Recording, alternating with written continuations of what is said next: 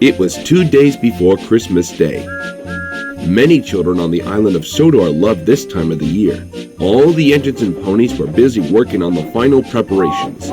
Sir Topham had wanted this year's annual Sodor Carol Party to be a celebration to remember.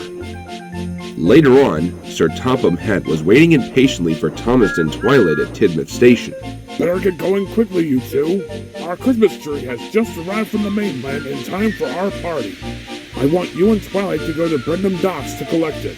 Duck will look after your branch line until you get back. Will we be able to sing carols at the party too, sir? I'll keep that in mind. You know, Twilight, it would be nice to sing with the carolers again this year. I know, Thomas. It's such a wonderful time. Oh, I can't wait! Soon they left for their important mission.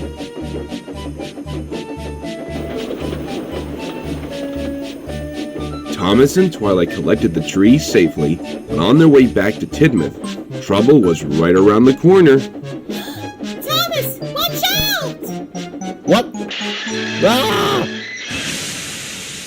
You okay, Thomas? Yeah, I'm fine, but we can't be late right now. So Topham Hatt is relying on us to get this tree safely to Tidmouth for the party. Whistling bravely, Thomas tried to move away from the snowdrift, but he couldn't. But there was worse to come. Within seconds, Thomas was snowed under. Meanwhile, back at Tidmouth Sheds, the other engines and ponies were waiting, but they started to get impatient for Thomas and Twilight for being late with their tree. Why should Thomas go? He can't do anything a splendid green engine like me couldn't do. Nor me. Anyone would think he was special or something. Perhaps he's stuck in a tunnel somewhere. He's much more likely to have been turned onto a branch line. He could have run into a cow. Silence! Now, I have an important news flash. Thomas and Twilight have left Brendam Docks safely, but snowdrift from last night's storm has knocked the telephone lines down, so we don't have any type of communication. So we must assume they're stranded somewhere on the Brendam branch.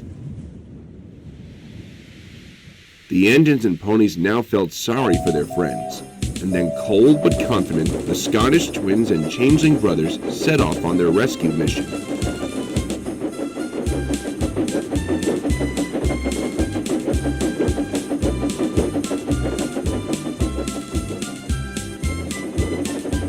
Soon they reached the drift where Thomas got buried, but was deeper than earlier. Then suddenly, they heard a voice coming from the snow. Help! I'm stuck! Hush! I can hear something. Probably the wind. Help! Donald! Douglas! Is that you out there? No, Donald's right. He's coming from the snow, all right? Just listen. I'm over here, buried under the drift. That's Thomas! Come on, let's get him out. He must be frozen to his frames in there. And if I know Twilight, she could have gone too far before Thomas was buried. When the workmen arrived, it took a while to figure out how to dig the snow away from the track. Twilight, who evacuated from Thomas before it fell on him, had taken shelter at a nearby farm cottage, joined Thorax and Thorax for the rescue. At last, after hours of back-breaking shoveling, Thomas and the precious Christmas tree were freed from the snowdrift. Achoo! Gesundheit. Soon, they set off again to resume their long journey back to Tidmouth.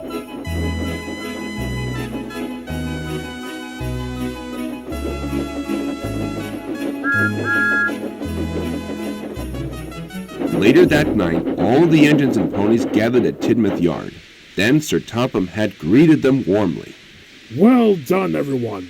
As your reward for all your hard work during these past couple of weeks, you all may go and enjoy the carol party.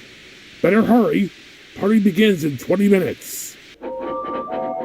When they got to Tidmouth Station, everyone was soon ready for the lighting ceremony.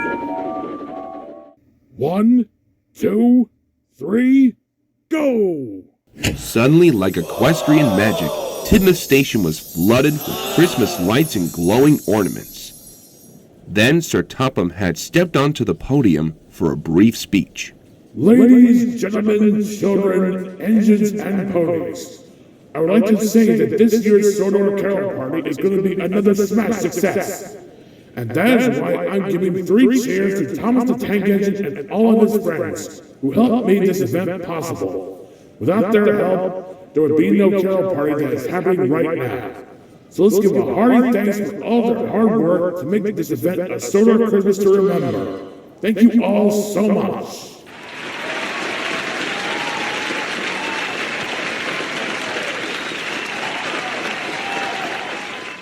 Then there was a familiar whirring sound of an aircraft. Percy and Toby just smiled, because they knew what that sound was. With landing lights shining brightly like the snow, Harold and Spitfire touched down gently in the station parking lot, bringing everyone the best surprise of all, the surprise guest of honor, Santa Claus. Ho, ho, ho! Merry Christmas, everyone! Everyone cheered for his arrival, and the carol party officially began. You know, guys, it's not very fun getting stuck under the snow, but it was worth it for this carol party being a huge success. You may be right, Thomas. Despite all that, this has been the best Christmas ever. Merry Christmas, Thomas! Merry Christmas, Twilight. Merry Christmas, everybody!